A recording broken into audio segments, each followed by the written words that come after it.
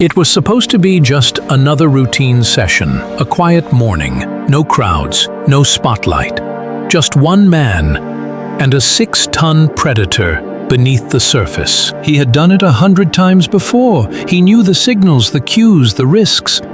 But this time, something felt different. The pool was silent, too silent. On Christmas Eve, 2009, at one of Europe's most celebrated marine parks, a gifted young trainer vanished beneath the surface and never resurfaced alive. He wasn't just drowned, he was crushed, torn, silenced, not only by the Orca he loved, but by the billion-dollar machine behind the glass. The one built on control, on illusion, on silence. His name was Alexis Martínez, and what happened to him wasn't an accident. It was a tragedy born from trust and betrayal. Before the headlines, before the heartbreak, there was just Alexis, a man with a dream bigger than the tank he worked in. He was only 29 years old, energetic, charismatic, quietly courageous. Everyone knew him for his patience, not just with the animals, but with people too. To some, he was a trainer, but to those who worked beside him, he was a leader in the making. And to Keto, he was something more, a constant presence, a voice, a friend in a world of concrete walls and chlorinated water. Keto wasn't just a 6-ton orca. He was family, a partner, a creature Alexis believed he understood. But trust in captivity is a fragile illusion. Because no matter how deep the bond, an animal born to roam oceans cannot be caged without consequence. And yet, Alexis believed. He believed in connection, in training, in mutual respect. But belief doesn't always protect you from reality. If you believe stories like this deserve to be heard, don't scroll past. Hit that subscribe button. Leave a comment. Should killer whales be kept in tanks? Share this video to honor a man the world forgot too soon. Tenerife, a place known for its sunshine, its serenity, and its escape from reality. But hidden within this island paradise lies something far less idyllic. Loro Parque, a marine park with bright colors and family-friendly shows. But below the surface, it tells a darker story. One of borrowed animals, borrowed dreams, and borrowed time. In 2006, SeaWorld, the giant of marine entertainment, loaned 4 orcas to Loro Parque. Among them, Keto, a young captive-born male with a complicated past and an uncertain future.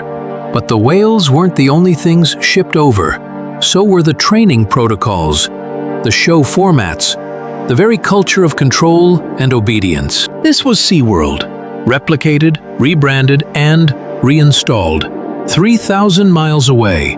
But behind the synchronized smiles and stadium applause was a world driven by pressure, deadlines, expectations, demands for perfection, from animals and trainers alike. Still, Alexis stayed. He trusted the system. He trusted the bond. He trusted Keto. At Loro Parque, they weren't just building Europe's greatest orca show. They were building a pressure cooker. And inside, something was beginning to crack. Something about Keto was different. He wasn't the loudest or the fastest. But trainers began to notice small things.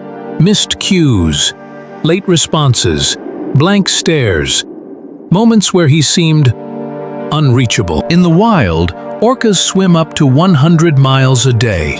In tanks, they swim in circles, again, and again, and again. And when a mind that complex is confined, something begins to break. Trainers documented it.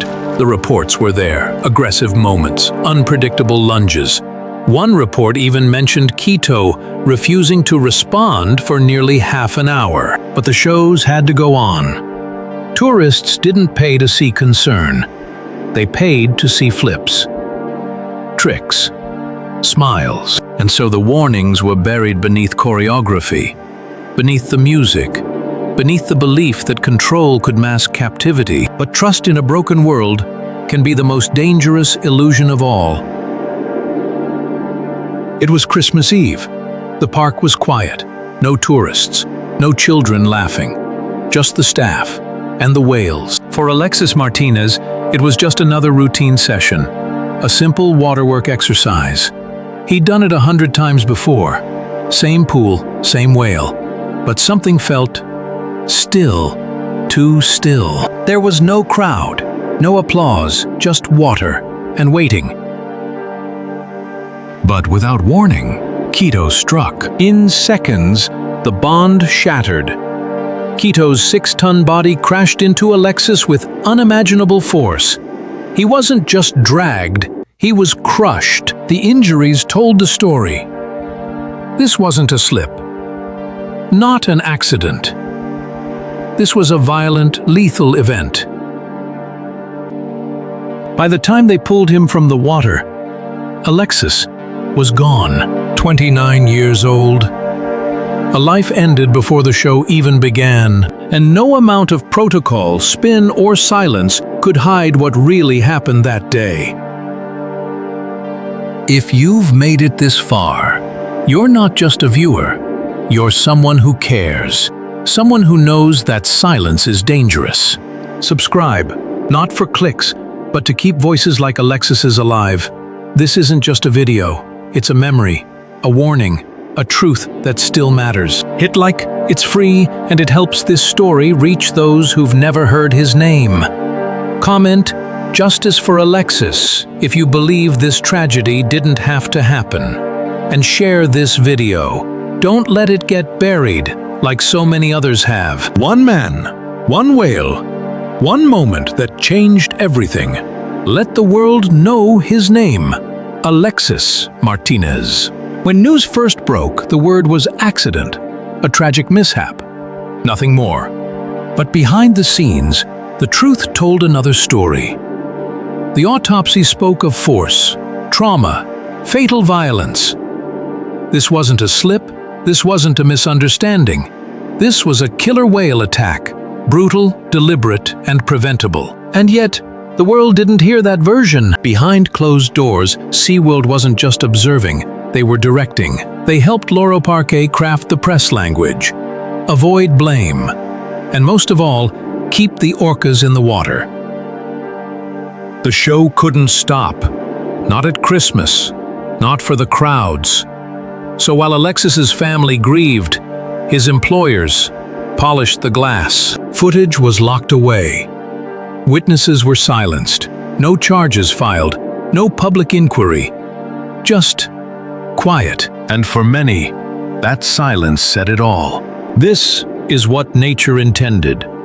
Orcas swimming hundreds of miles a day, living in family pods, navigating the vast, untamed blue, without walls, without glass, without noise. And this is what we gave them. In captivity, orcas live just half as long. They develop stress-related illnesses. Their dorsal fins collapse, a symbol of what's been broken. Not just in their bodies, but in their spirits. And when that pressure erupts, it's the trainers who pay the price. Alexis Martínez was not the first, and tragically, he wouldn't be the last. You always felt it, that risk, that tension, like you were dancing with something that didn't belong there. We loved them, but the truth is, they were never meant to love us back like that, not in a tank. We've created artificial bonds through food, deprivation, and dominance. That's not a relationship, that's coercion. This isn't just unethical, it's unsafe for the whales, for the trainers, for everyone who thinks captivity is entertainment. Alexis Martínez's story isn't just about one man. It's about how far we've fallen and how far we must go to do better. Share this video to honor his name. Subscribe to this channel to help us expose hidden truths. Comment, What future do you want for marine life? Let's build a community that protects both animals and the people who care for them.